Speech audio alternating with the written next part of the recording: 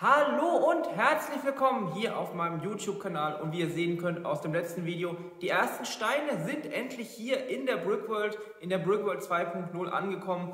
Doch heute machen wir da noch nicht weiter, sondern wir machen heute ein anderes Video und zwar ein Thema, was ich schon angesprochen hatte und auch andere wohl interessiert laut den Kommentaren, und zwar der Umbau dieser ganzen Sache. Eigentlich, ich hatte angefangen im September ungefähr letzten Jahres, wollte eigentlich letztes Jahr auch fertig werden. Aber das Ganze hat sich gezogen, was auch daran lag, dass die Kosten wirklich explodiert sind. Und das Thema Kosten ist tatsächlich Thema dieses Videos, denn einige hat es interessiert, was hat eigentlich der ganze Umbau von der ganzen Sache gekostet. Es geht jetzt wirklich nur um den Umbau, den Bau der Tische, nicht darum, wie viel das Lego etc. kostet, was hier noch reinkommt oder schon reingekommen ist, sondern wirklich nur der reine Umbau. Falls ihr immer noch denkt, dass es hier ein bisschen halt, das stimmt, das ändert sich ab demnächst noch. Mein Mikro ist leider kaputt, da muss ich erst warten, bis es neu da ist, ansonsten wird das Hallen auch besser werden, wenn jetzt hier mehr Sachen reinkommen. Und ich würde sagen, wir fangen jetzt einfach an. Ich habe hier eine Liste geschrieben, auf der steht alles drauf, was ich so ausgegeben habe, und ihr werdet euch wundern, was am Ende rauskommt. Ich habe mich auch gewundert. Und ja, ich würde sagen, wir fangen einfach mal an, und zwar das allererste großer Punkt ist Handwerker.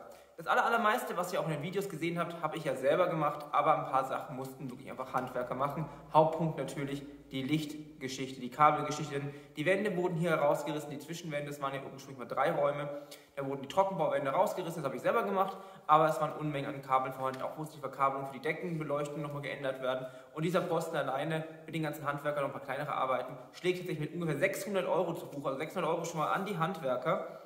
Und dann fange ich einfach mal weiter oben an. Ich habe es ein bisschen durcheinander geschrieben, wir fangen es einfach von oben an. Die LED-Lichter, die hier Röhren hier drin sind, also besser gesagt, es sind ja noch Leuchtstoffröhren, die brauchen unglaublich viel Strom. Die Lichtinstallation, das war einfach wirklich nicht mehr im Budget drin, das noch zu ändern. Das Einzige, was ich jetzt mache und auch angefangen habe, ist, dass ich die Leuchtstoffröhren austausche gegen LED-Röhren, die natürlich viel weniger Strom verbrauchen, ein besseres Licht geben und überhaupt alles. Und die Leuchtstoffröhren gehen mit ungefähr 130 € zu Buche, weil ich da deutlich nochmal einen Rabatt bekommen habe bei einem Händler. Also 130 € für LED-Röhren einfach mal so weg. Dann sind wir schon mal bei Thema Internet. Ich muss ja auch hierüber noch Internet legen. Ich mache das nicht so, dass ich hier eine extra Einrichtung mache, einen extra Anschluss mache, sondern ich nehme einen Anschluss vom Nebengebäude, muss das Ganze nur hier rüberbringen, und die ganze Installation kostet mich ungefähr 200 €. Ist auf die Dauer natürlich viel günstiger, als einen zweiten Anschluss zu machen. Also 200 € zum Thema Interneteinrichtung. Dann Thema Bodenfarbe. Ihr habt es gesehen, ursprünglich war ja der Plan gewesen, hier den Boden einfach nur zu streichen, nachdem er gegossen war, dazu kommen wir später noch. Habe ich auch gemacht, war kein gutes Ergebnis. Die Farbe ist immer noch drauf, der Teppichboden ist drüber gekommen, aber trotzdem die Bodenfarbe hat mich 250 € gekostet, Lehrgeld, aber ich werde es auch nicht mehr machen. Dann, wie gesagt, der Teppich, der hier oben drüber kam. Es sind 126 Quadratmeter ungefähr. Der Teppich waren dann 128 Quadratmeter. Es waren eben 4 Meter breite Bahnen mit 8 Meter Länge, also relativ große Bahnen. Die kamen doch noch relativ günstig davon, allerdings auch da 350 € für einen Teppich. Wenn man einfach mal 126 Quadratmeter Teppich auslegen muss, dann kostet auch der ein bisschen was. Ja, zum Thema Boden, die Ausgleichsmasse. Auch wenn der Boden natürlich jetzt sozusagen bestrichen, dann nochmal mit Teppich belegt ist, muss der Boden, nachdem ja alles raus war, erst nochmal ausgeglichen werden. Denn vor allem an den Stellen, an denen die Wände waren, war der Boden deutlich tiefer. Das heißt, wir mussten den Boden wieder ausgleichen. Und die Ausgleichsmasse hat mich ungefähr 300 € gekostet. Also das war auch wieder ein schöner Geldposten. Handwerker hatte ich schon. Ja, was habe ich denn hier aufgeschrieben?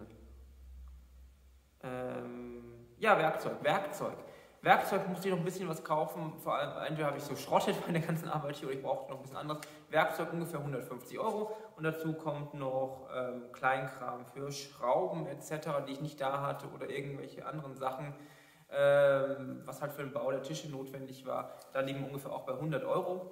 Und ja, so, da musste ich kurz einen Cut machen, also nicht wundern, wenn jetzt auch die Kameraeinstellung anders ist.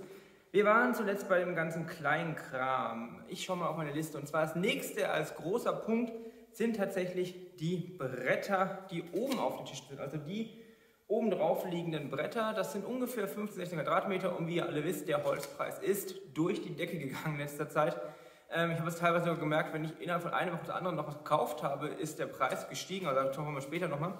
Jedenfalls, Holzpreis ist unglaublich hoch, und die Platten hier oben haben mich ungefähr 300 € gekostet. Glücklicherweise konnte ich mir die liefern lassen für nur 8 €, das war ganz praktisch am Ende. Aber ja, 300 € nur für die Bretter oben drauf. Deshalb wisst ihr auch, warum ich jetzt nur das Stück gebraucht habe und noch nicht mehr. Ich hoffe entweder, dass das Ganze, der Preis sich mal irgendwann nochmal normalisiert in absehbarer Zeit, oder dass wir natürlich mit dem Projekt jetzt hier, wo es doch größer wird und gewaltiger und ich auch noch ein paar andere Ideen habe, dazu kommen wir irgendwann in einem anderen Video noch, sich besser finanzieren wird, weil ihr werdet auch bald sehen, was ich damit meine. Ansonsten Balken. Die meisten der Balken, auf denen die Tische gebaut sind, diese Tischbeine, habe ich ja aufgrund eines Tipps von jemandem aus den Kommentaren recycelt. Das heißt, es sind vor allem Balken aus Trennwänden, die hier mal im Raum waren. Die meisten konnte ich wiederverwerten, ein paar musste ich noch mal zukaufen, das waren dann noch ungefähr 60 € für Balken. Und dann habe ich noch die Bretter, die hier an der Seite sind, also die ganzen Bretter, die unsere Kreuzwabenstruktur bilden. Das waren auch noch mal knapp 400 € tatsächlich dafür. Wie gesagt, der Holzpreis ist enorm gestiegen. Ich habe teilweise tatsächlich in einer Woche Holz gekauft, in der nächsten Woche nochmal. In der ersten Woche nicht so viel, wie ich haben wollte, weil die meisten Bretter total verbogen waren. Und in der nächsten Woche war tatsächlich der Preis für den laufenden Meter sozusagen um 40, 50 Cent gestiegen. Und bei den Mengen, die hier verbaut sind, macht das natürlich einiges aus.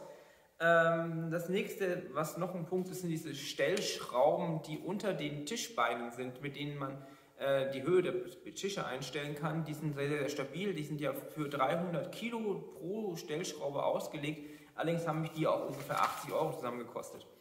Der nächste Punkt ist Regale etc. Möbel. Das heißt, ich habe ja hier angefangen, noch ein paar Möbel zu kaufen, teilweise Regale, teilweise auch noch was für die Kinderspielecke da hinten. Und da liegen wir momentan bei ungefähr 200 € für Möbel etc. Da kommt noch einiges dazu. Und dann Farbe, Lacke etc. auch nochmal 200 €, wobei ich da noch ein bisschen was gespart habe, weil ich noch relativ viel weiße Farbe übrig hatte. Aber ihr seht ja auch in der Fläche, hier musste einiges gestrichen werden. Und dann haben wir noch die Fußbodenleisten, also die Leiste, die einmal außen rum geht. Das sind fast 60 Quadratmeter, 60 Meter, nicht Quadratmeter. Und auch die, ich habe relativ günstige genommen aus PVC einfach, und auch die haben mich ungefähr 80 € gekostet. Alles in allem, wenn man alle diese Posten jetzt zusammenrechnet, kommen wir tatsächlich auf 3.400 € nur für die Renovierung, den Bau der Tische, Handwerker, Licht etc. Und da muss man bedenken, ich habe ja fast alles in Eigenleistung gemacht. Und ich habe noch einiges an Materialien gehabt, die ich wiederverwenden konnte, Farbe, teilweise Holz etc. Hätte ich das jetzt hier noch mehr Handwerkerleistungen reinbringen müssen, wären wir locker beim Doppelten am Ende rauskommen. Auch 3.400 €, das ist das, was das Ganze hier gekostet hat. Und ich hoffe, das wird es auch irgendwann finanziell wieder reinbringen, weil der große Traum dieses Projekts ist ja immer noch, dass sich das Ganze nicht nur finanziell trägt, sondern auch so trägt, dass man das Ganze mehr in ansatzweise Vollzeit machen kann. Das Projekt hier, die Stadt, der Shop, den ich auch noch weiter ausbauen möchte. Und auf jeden Fall sage ich das schon mal vielen, vielen Dank an euch alle da draußen. Ich habe gemerkt, in den letzten Tagen sind die Abonnentenzahlen wieder ein ganzes Stück angestiegen. Es läuft wieder gut. Ich denke, dass das jetzt hier auch mal richtig Schwung in das ganze Projekt bringt. Vor allem, wenn jetzt hier alles nach und nach reinwandert. Wir anfangen mit den Gleisen zu bauen, neue Ideen anbringen und natürlich dann nach und nach auch die Tische wieder erweitern, wenn es notwendig ist. Und ja, vielen Dank, dass ihr dabei seid. Ich hoffe, euch hat dieser kleine Blick hinter die Kulissen, die finanziellen Kulissen gefallen. Und ansonsten würde ich sagen, im nächsten Video werden wir wieder weiter umziehen. Dann kommt vielleicht der Bahnhof, mal schauen. Ich bin noch nicht ganz sicher. Ich werde mich langsam in diese Richtung bewegen. Und dann sage ich vielen Dank fürs Zuschauen. Bleibt gesund. Bis zum nächsten Mal. Hier auch in der Brickworld, aus der Brickworld in die Brickworld, wie auch immer ihr es haben wollt. Und dann würde ich sagen, tschüss.